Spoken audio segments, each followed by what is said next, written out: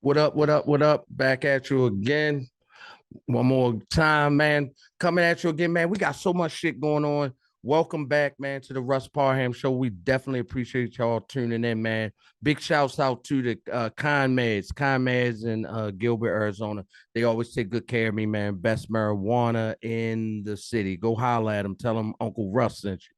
Listen, I wanted to talk about Mr. Marcus Stokes. Marcus Stokes, the white kid that lost his scholarship to the University of Florida. It's like the number one recruit in the country. He was singing a song or something in his car, and he used the word nigga, and he used it a few times. I don't know if the verse was on loop, but he was just like nigga, nigga, nigga. I ain't hear no other words, but it was a song though. So my thing was, people asked me, Russell, what's your take on this, man? Like, how you feel about this? I'm gonna be honest, man. He an 18-year-old kid. I don't think he's a Trump supporter. I don't think he said it in a malicious way. I think he's just fucking stupid. He shouldn't have recorded that. I think the culture has lends itself to different ethnicities. We use this word all the time. We use it a million times in a song and we market it to even more people. But we're like, yeah, this is my story. This is my sound. I'm real. This is who I am. But don't say this. And I don't want white people just walking around saying nigga. I don't. That's not what I'm saying. What I am saying is he's a part of the culture.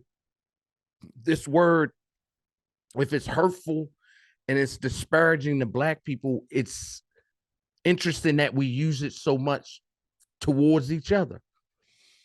I think the fact that we use it towards each other, I think a lot of people in and around the culture on the periphery, or even if they're deep, sometimes they get comfortable. But I don't think this kid's life should be ruined. Think about it. Real talk. Let's talk real. What the fuck was you doing at 18 and 19? And whatever you was doing, should it have ruined the rest of your life? I just don't think so, man. Like the worst thing he did was record it. Is it really about the word or about who says it? That's my question for y'all in the comments. Is it about the word? Does the word hold that much power? Or is it about who used the word? Because if it's a very powerful word, if I walk up to another black person and use the word nigga, what am I doing? Am I empowering? Am I oppressing them? What am I doing with the word? I think we need to think about that, black people. Real talk, like some internal shit. Like, how open do you want this culture? Let's just be honest. How open do you want the culture? Are we going to stop using the word? I just don't think this kid should have his whole life snatched from him. I don't believe that. I think he made a stupid move. I don't think it was malicious. I don't think it was hate based. I mean, he's a football player, guys. For all my sports fans out there, he was going to the University of Florida. Florida. You sign up to be black there in that state. That's the whole league from Florida. This kid's been around black kids his whole life. I guarantee you, and I'm not justifying it, but I guarantee you, if he was with a few of his friends, he probably sings that same song around his friends. He had no idea that he was fucking his life up when he did this. You get what I'm saying? A racist would have known immediately not to do that. A racist would have known that because they're divisive. But when you just a kid, you don't know no better. You love this culture. You probably got a lot of black friends. I mean, you love what we do. You love who we are. You met people and you felt comfortable doing that. Unfortunately, you put it on social media. So you definitely need to go to college and have some remedial classes because Marcus Stokes stupid. That's it. He's stupid, but he's not a racist. If I was the University of Florida and I felt like he gave me the best chance to win, I wouldn't have pulled his scholarship. You know what I would have had him do?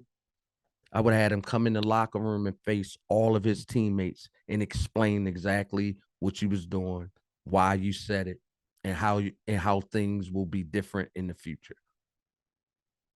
Kids don't learn nothing from timeouts.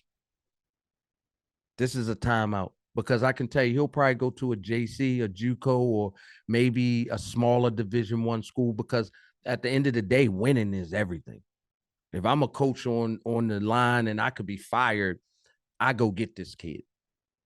I go get him. But what I do is make him accountable for what he did.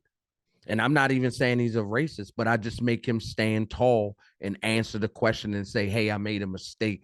I love the culture. I love black people, some of my best friends. And I'm just saying, I'm sure this is what the press conference would be.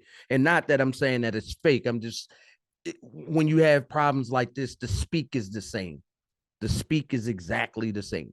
So he would say, hey, I have a lot of black friends. I made a mistake. People that know me know me. Listen, if this guy was a racist, can I tell y'all something? And we just going into sports. Listen to me very carefully. Very fucking carefully. Listen to me. When colleges, especially D1 schools, a University of Florida, they vet the fuck out of these kids. They know who they are. If it's off the field things, they know about their family. They know certain situations not to put the kid in. Had this kid had a history of this, something like this would have reared its head a lot sooner than this.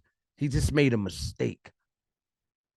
And not that I'm taking up for it, but I mean, I think that we as black people let a lot of people do racist things to us. They just don't use the word nigga. It's a lot of systematic racism that people put in place every day, and we're culpable. We're complicit, and we don't say anything about it. I just don't think this kid should lose his scholarship. I think he should. I think if his teammates felt comfortable with him, he should be allowed to keep his scholarship. He should have to stand before them in Florida and stand in a circle and face these guys and said, I said nigga. I said this, but this is why I said it, and this is who I am. And if the team feels like they don't want him there, pull his scholarship. Get a guy a chance to stand tall. Stop being scared. Because those black kids on your team say nigga too, but you don't pull a scholarship. If this was a black kid in his car, let's be honest. If this was a black kid riding down the street in his car, this same song on, he's saying nigga, nigga, nigga. Do University of Florida pull his scholarship or say, kind of have more common sense when you record and putting things on social media? That's kind of outside of what we want to do. We don't want to see that. I mean, they throw flags for what guys say on the field. So the words being used, it's not, doesn't mean white people should be walking around saying this. And I mean, HTA, I'm with white guys every day. So I mean, we speak honestly about this. I don't think this was a Trump situation. I think this was a stupid kid situation. And I'd like to see him, man, still have a good life, man. Like when he's 40 years old and he a good dude, why should he still be paying the price for this? I don't agree with it. But that's my take on that, man. Let me know what y'all think in the comments. Is it about the word or is it about who says it? What's more important? So, man, get at us, man. Check me out on Instagram, Russ.Parham, TikTok, Russ.Parham, Russ.Parham on YouTube, man. Like and subscribe, man. We building this channel, man. We thank y'all so much for the great numbers, man. But like and subscribe on YouTube. Tell somebody about us, man. Once again, you part of the dopest fucking podcast on the planet. We love y'all, man. Stay safe.